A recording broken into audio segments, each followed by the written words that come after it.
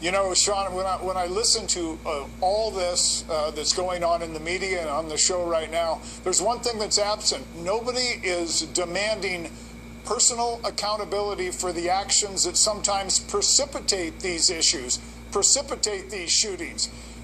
The man in Baton Rouge, Alton Sterling, he had a gun. He committed a crime. He assaulted a man with a gun. He had a gun. He refused to get on the ground. He precipitated his own death.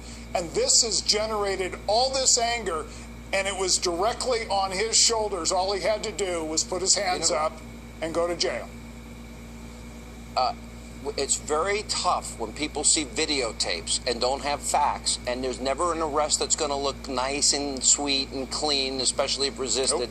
And we always rush to judgment. If cops are going to protect our lives, they certainly deserve the presumption of innocence. Why not a Republican solution? Why not tasers? Why doesn't every cop have a taser on his hip and put his gun behind the this guy has a gun, and he have a lawnmower for that? And GoPros. Whatever happened to comply, you won't die. Virtually every one of these I got a break, guys. I'm way over. Would be alive if she had complied. Thank you all. Appreciate it. Good to see you all here, too. Pastor, keep us in your prayers, all right? Hard to find a Republican who didn't support the war, but how does he explain bashing Hillary on the same vote? Well, it makes it a lot harder because the counter-argument is now going to be, but Hillary voted the same way and voted at the same time. So I think what they need to do, and this was one of those moments where you roll out the case. Getting his information from the greatest purveyor of hate in this country, Al Sharpton.